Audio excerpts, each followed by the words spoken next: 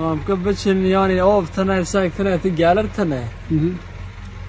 Adi sadece yani mecburi amrad کنم داتینا. مردم بر بکری و جها و درد آوه تنه دیه از که تارو جها کن باشی.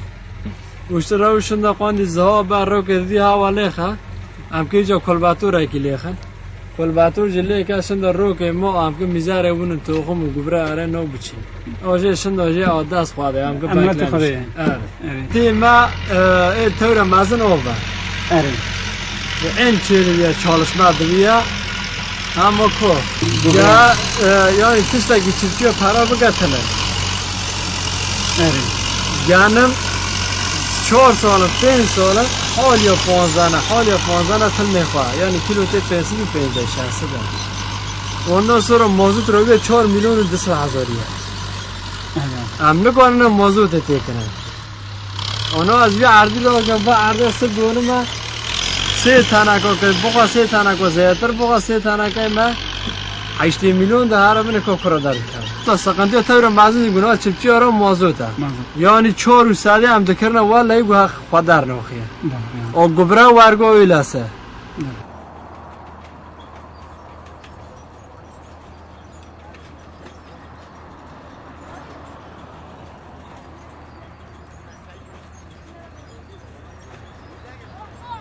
Ama şimdi şöyle bir şey var.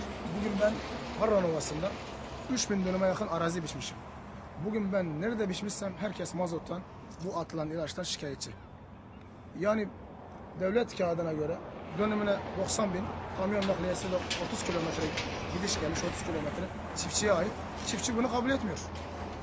Ben ne kazanıyorum ki ben sana 90 bin veriyorum. Şu an bazı biçerciler 75 bine biçiyor, 80 bine biçiyor. Biz mazot litresini 4,5 milyona alıyoruz. Bunun işçisi var, yağı var, şey var. Gerçekten hiçbir şey bırakmıyor. Yani şu an Harran Ovası'nın %90'ında bu ilaçtan, bu işten gerçekten çok sıkılmışlar. Yani bunu buradan yetkililere sesleniyorum. Buna bir çare getirsinler.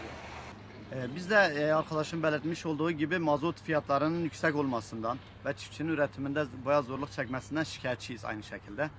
Bunun yanında bu yılki ilaç sorunu bu yıla mahsus bir durum değil. Geçen yıl da aynı şekildeydi. Bunun önlemi alınmazsa her yıl bu şekilde devam edecek. Yani pamukların yaprağının dökülmemesi, kozaların açılmaması, sahte Çin malı ilaçların ithal edilmesi, yani bazılarının kesesini doldurmak anlamında birilerini de mağdur etmek söz konusu burada. Buna da devletin en kısa zamanda bir el atması gerekiyor. Onun haricinde üretim de düşmüş. Bunun sebeplerinden bir tanesi çoraklaşmanın Harran Ovası'nda olması. Devlet de buna tedbir olarak işte drenaj kanallarının vurulmasını öngörmüş. Aslında bu yanlış bir fikirdir. Bunun şu şekilde giderilmesi benim kanaatimce uygundur. Yani damlama sulama yöntemi her yerde sağlıklı bulunan bir sulama yöntemidir.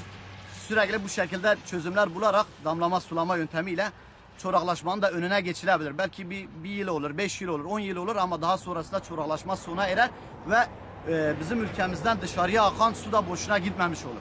Hatta toprak kaybına da sebep olduğu söylenmektedir. İşte yani bir an önce damlama sulama sistemine diğer ilçelerde veya illerde olduğu gibi Harran Ovası'nda da geçilmesi gerekmektedir diye düşünüyorum. 3 yıl önce bundan 3 yıl önce her bir gidiş iki gelişte falan tır doluyorduk işte kamyon. Bu yıl çok düşük üretim var. Buna yetkililerden bir çözüm istiyorum. Gübrelerden, zehirden, bunlardan içeri yaklaştırıyoruz, kamyona yakınlaştırıyoruz. Ondan sonra arka sepet boşaltıyor, biz de basıyoruz. Evet. Üstüne zıplayarak. Tamam. Üretim zayıf. Tamam.